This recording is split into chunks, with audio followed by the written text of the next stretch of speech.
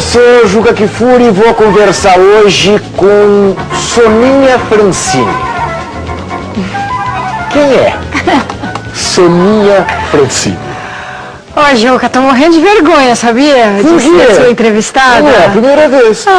Mas eu não esperava, não. Ué, imagina. Ué, se eu não for entrevistar as estrelas... Para com isso. Para com isso. Essa é muito boa. Muito legal, viu? Sei. Ser sua entrevistada, Sei. de verdade. Mas me responda, quem é a Soninha Francini? Eu costumo enumerar, assim, umas 4 ou 5 profissões, as atuais. Sei. Né? Vereadora, apresentadora, comentarista... E aí lá no final das vírgulas, mãe de 3 filhos, palmeirense e budista. Com umas coisas aí no meio do caminho, né? Fiz magistério no colégio, fiz cinema na faculdade. Quis fazer um monte de coisa que não deu certo, né, Juca? O livro da minha vida podia ser assim. Quase tudo que eu tentei deu errado e tudo bem no fim. No fim, até que eu cheguei em algum lugar que eu não planejava e onde eu fiquei feliz. Como aqui, né? Como na ESPN. Agora, quem é Soraya Francini, que eu descobri hoje lendo a coluna do Toreiro na Folha de São Paulo? Olha, o Toreiro sabe muito bem que se Soraya fosse verdade, a menos que tenhamos mesmo sido separadas no nascimento e eu esteja sabendo só agora, eu não teria levado 9 anos para terminar a faculdade de cinema que fizemos juntos, Toreiro e eu. O Toreiro também demorou um tempo parecido, viu, Juca? Mas o Toreiro por vagabundagem, você evidentemente por excesso de atividades. Quando eu entrei na USP... Só para você entender, hoje o Toreiro escreveu na Folha de São Paulo, na coluna dele, ele está fazendo uma despedida breve para terminar um livro e se justifica, dizendo que ele tem N coisas a fazer, que não dá para ele conciliar.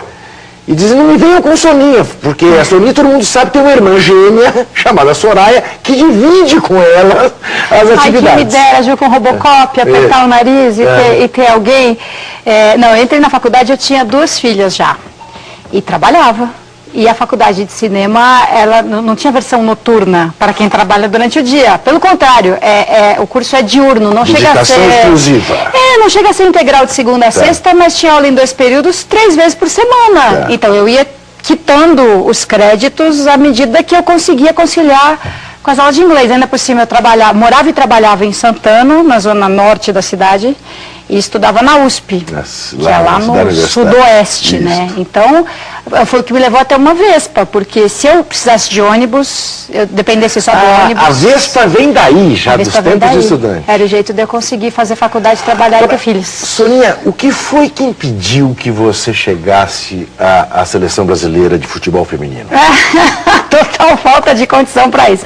Ainda se fosse a de basquete, né, Juca? De basquete eu pretendia. Eu me recuso a achar, porque as pessoas já têm resistência em acreditar que eu joguei basquete e no mínimo, quer dizer, eu não só joguei, mas como no mínimo, né? Para quem me conhece sabe que tamanho para jogar basquete eu tenho.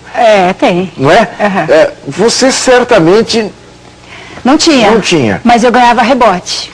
Meu ídolo no basquete, claro que Paula e Hortência eram super referências, mas o meu ídolo no basquete era o Biratã, que não era o cara mais alto da equipe, mas que ganhava rebote. Era um time, uma coisa de treino, de aplicação e quase de intuição, assim. Então eu jogando basquete sozinha no quintal da minha casa, narrando a minha jogada, era assim, no tapinha o Biratã era eu. O Biratã era você, que maravilha. Então eu era muito aplicada, eu realmente saltava e corria muito mais do que o resto do time, só porque eu me dispunha a isso, eu gostava muito e eu jogava bem.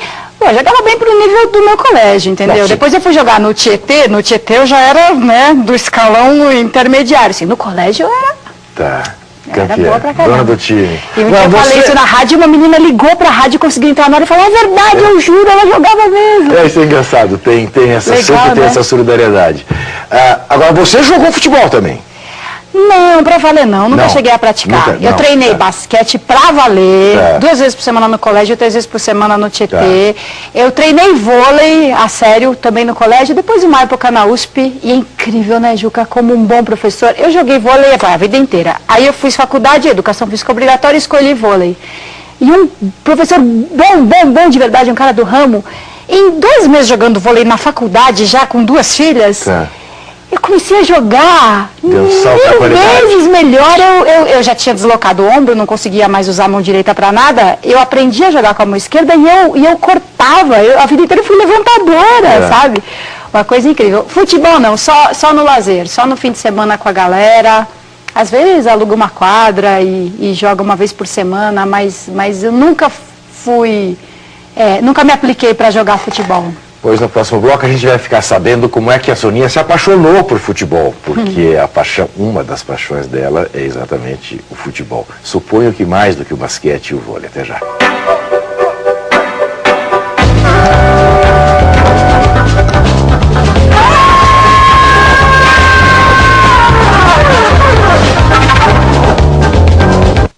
Este programa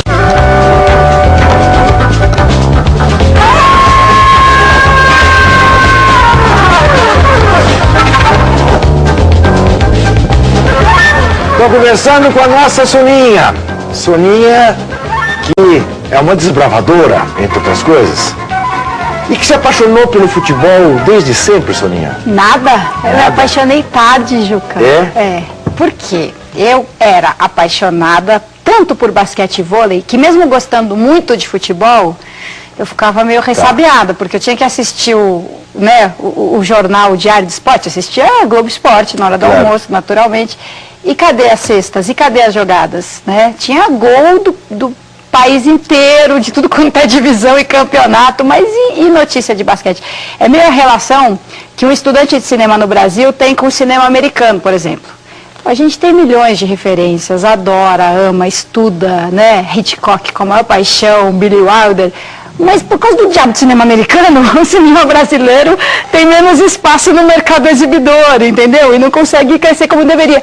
Então essa relação, eu adorava futebol, mas o danado do futebol abafava as suas outras paixões. As outras coisas que eu adorava. Quando eu parei de jogar basquete e vôlei, meu interesse pelos dois também diminuiu, entendeu? O interesse de quem disputa é outro. Sem dúvida. E aí eu passei a acompanhar menos essas duas modalidades. E o que tinha na televisão para ver? Futebol. Até que um dia, vencida a resistência, enfim, eu tinha mais de 20 anos, Juca. Quando eu fui num estádio ver um jogo de futebol de verdade pela primeira vez. Assim, eu frequentava o Canidé, o meu avô era sócio remido da Portuguesa, então eu levava lá no estádio da Portuguesa, eu nem olhava pro jogo, eu ficava correndo na arquibancada com meu irmão, sabe? Aí quando eu fui ver um São Paulo e Palmeiras no Morumbi a primeira vez, eu falei, é isso, droga! É por isso que os outros não têm chance. E foi aí que você abandonou essas cores que te fazem parecer tão bem, essas cores alvinegras, para o alviverde? Eu já tinha escolhido. Eu fui nesse jogo porque embora seu avô, suponho, fosse torcedor da Lusa. Meu avô é torcedor da Lusa. Meu pai, se perguntado, diz até hoje que é torcedor do Santos, mas porque, né, na idade dele era facílimo torcer para o Santos. Minha mãe nunca teve um time de preferência, mas sempre gostou muito de futebol. E outro dia me surpreendi ouvindo minha mãe dizer que foi depois de um jogo da Copa de 74 que ela se encheu e falou, não quero mais saber dessa porcaria, sei lá, quando o Ademir da Guia foi preterido o último jogo. Nem eu sabia que minha mãe tinha tido esse rompimento dramático assim, com o futebol. Mas na minha casa, quem gostava mais de futebol era minha mãe, que não torcia para nenhum time especial. E aí eu também não tinha time e torcia para quem merecesse. Era uma relação assim, super distante. Então eu torci. Ai, que horror, como você diz agora. O que, Soninha? Fale, só estamos nós dois aqui. Pelo Corinthians em 77. Pois porque eu soube disso. Era uma. Pesquisar. Mas era tanta gente que ficaria feliz. Foi bonito, sabe? Foi bonito demais. Eu queria que aquelas pessoas todas ficassem felizes. Aliás, tem histórias até, né, Juca, que antes de terminar a fila, que numa partida contra o Palmeiras, os próprios jogadores do Palmeiras ficavam se entreolhando assim. Em 74,